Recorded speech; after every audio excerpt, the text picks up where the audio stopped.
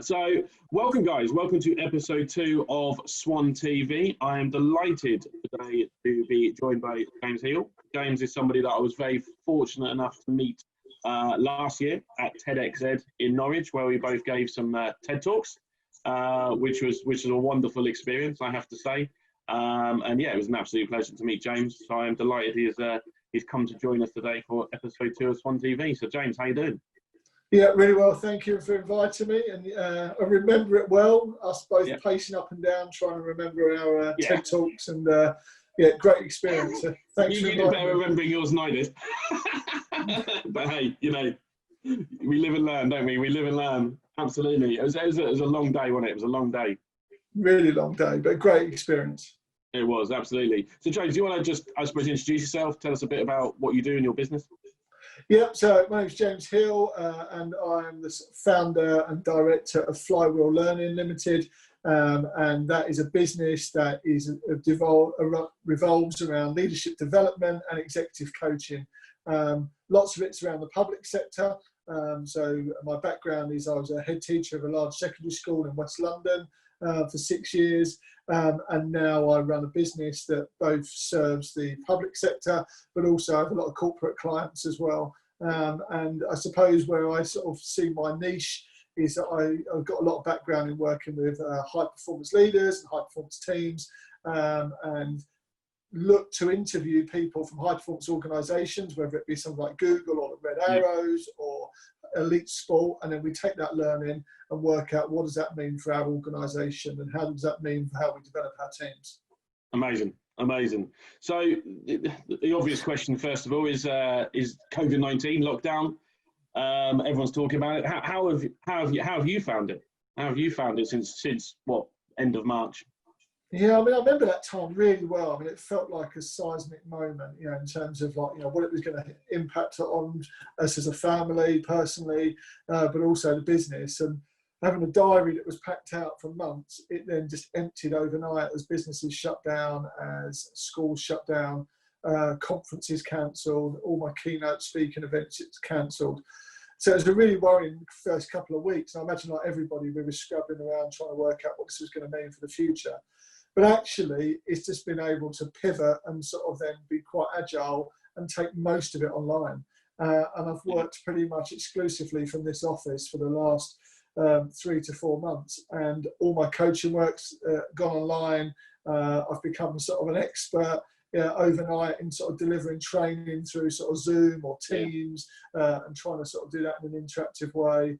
And then a lot of support roles in the background, trying to support a lot of my clients, with some of their strategy or some of their decision making or whatever. So actually, I'm busier than ever, and what it's meant is that I haven't got to travel, because I was travelling away from home for 3 or 4 days a week, and now I'm managing to do it all from office, which has been great, really.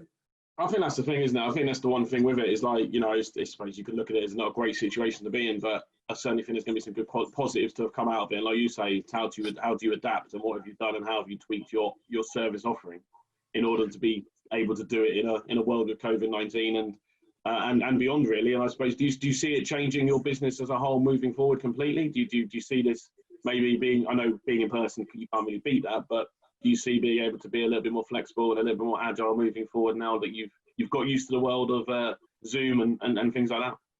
Yeah, I mean, I think for years, I think people have been talking about more remote learning, more flexibility with the way we work and everything. And this has just been the sort of like the seismic shift that's just forced that to happen. And I think because it's built people's confidence in dealing with things through sort of online conference calls, remote learning, all those sort of things, actually, I think, it will fundamentally change the way I work.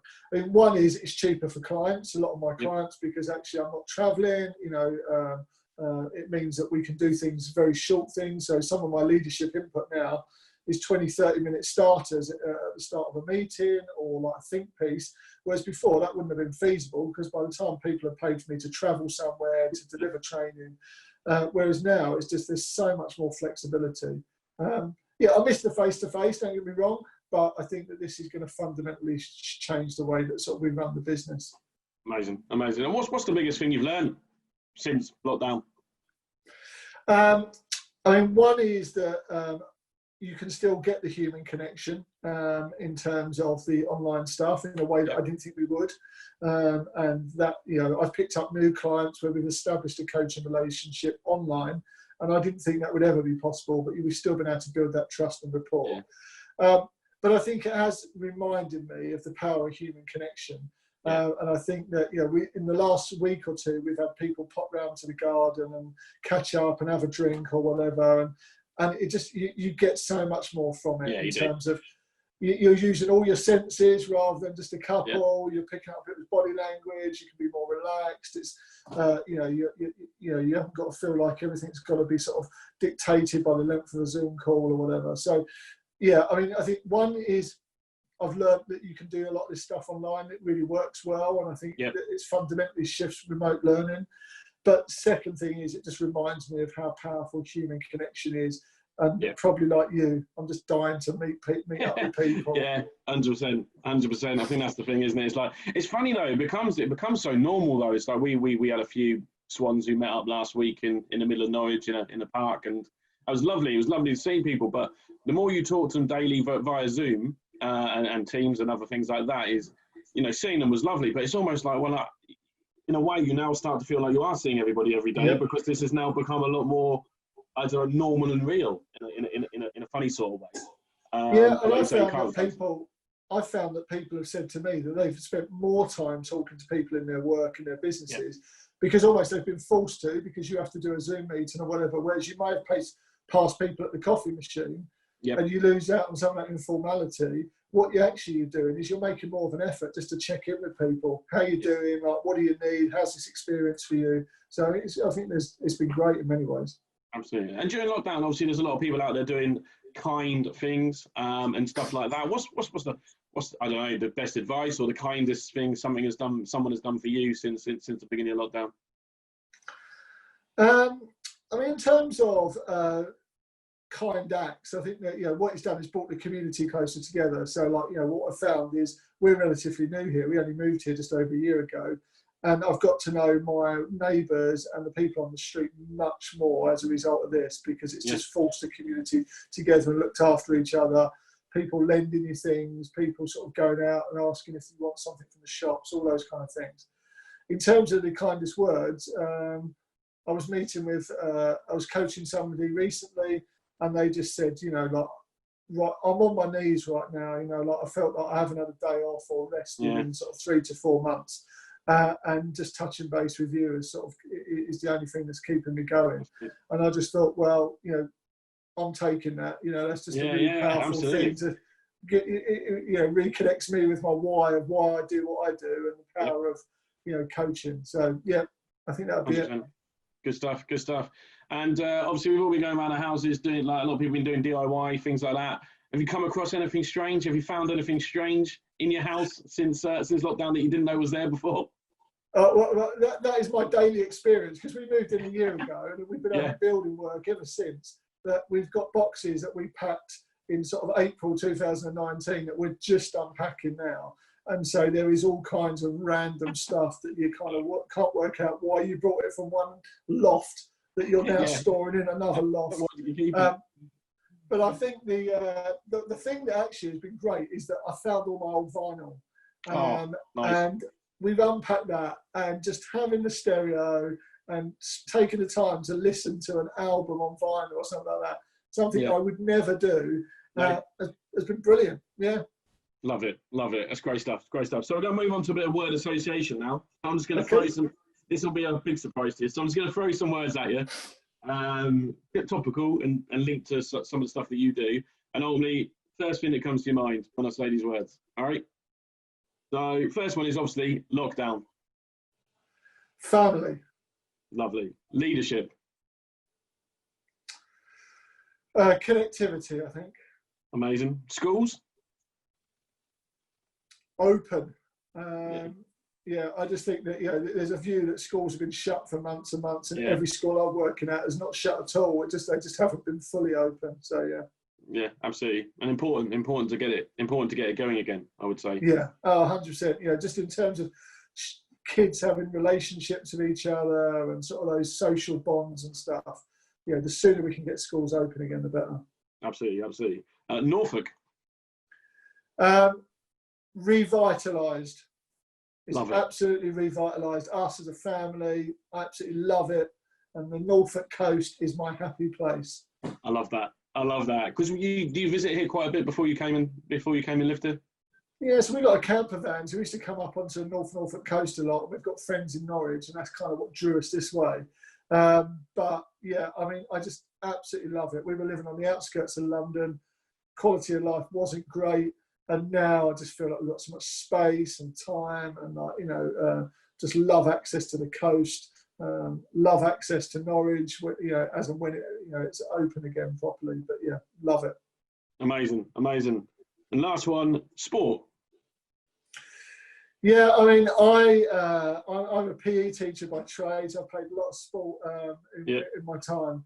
What I love about sport is the way it brings people together, and I think that is what I'm missing. See, the football started again, and I'm not into it. I'm not going to lie. No, it's too hard. It's weird. It's bizarre, isn't it? I'm just like, I can't Wimbledon should have been starting this week, and the whole thing is that it's the whole country or everybody who supports that team coming together to watch it at one time. And that's all lost at the moment. So I'm feeling really sort of a bit down about sport, if I'm honest. So yeah, I'll tell you what though, I find it very strange the football though. I was watching some golf for the weekend. That's not so bad. Okay, the golf's not so bad. The golf comes across as a bit more normal because you get fans of golf and more than you ever used to maybe, but it was definitely more watchable than football because it did seem a little bit more normal. So yeah, missing the fan interaction definitely. Yeah, big time. Just missing the community events, watching it together. It should have been the Euros. We'd have all been coming together to watch that, and we always know what that does for the sort of like the country's spirit. So yeah, never mind. It'll come back again. Yeah, it will. Look forward to it. And so then lastly, we asked you to. We've been doing this thing. So we started with Jamie. We asked people to have a look around their house and try and find 3 objects that are representative of the colours of the rainbow in order to, workers, other essential workers during this time. So I'm intrigued to see what you've got. You emailed earlier. I'm not going to lie, you played it down. So we'll wait and see what objects you brought with you. So yeah, what colour is the first object, and what is the first object? Yeah, first of all, let's manage our expectations here. Yeah. So these are obscure objects. So the first one is green. Okay. And green stands for everything from greenhouse to garden. And I've brought with you one of my courgettes. Look at that. I hope it's not too phallic for you this time of the morning. No, you're all right. That's okay. We'll put a disclaimer on there. So that is a courgette grown in our garden. And we have just, at the start of lockdown, we decided to grow all this veg and have a go. We've never done it before. And we've had peas and broad beans, and we've got tomatoes on the go, and lettuce and courgettes and chilies and all this stuff. And it's been brilliant because we've been experimenting, we've been trying new stuff, we've been spending a lot of time in the garden. So yeah, so green is for the great outdoors, the garden, the greenhouse, and a green courgette. That's a strong start, James. I'm not going to lie. You played it down. That's a strong start. So what second object? Right, second one is I couldn't bring my camper van into the Zoom call. No, that's fair. So I'm going to use that, which is the air freshener from our camper van. So we've got a T5 VW camper van called Elvis. Amazing. And it is our happy place, and we spend so much time in it. And for lockdown, he has just been a forlorn figure sitting on the drive, not being able to get out and about. We don't know what we're going to do this summer, whether we're going to be able to use him. And every summer we normally go around Europe for 3 to 4 weeks, just bumming around and going wherever we want. And so, yeah, so that stands for Elvis. We can't wait just to get out on the open road again. And love it. What colour is Elvis? He's white and red. White and red. Very good. So yeah, same as the air freshener. Amazing. Shape. Love it. It's one of them, isn't it? It's like we might not get to go to Europe, but I suppose it might open up the opportunity to explore parts of the country that you may have not seen before, I suppose. Yeah, although you can't get a camping site for love nor money in this country. Everybody's sold out the weekend. Yeah. I might be on my drive. I'm going to come round your drive. Yeah, you come round mine, mate. You come round mine. That's absolutely fine. That'd be lovely.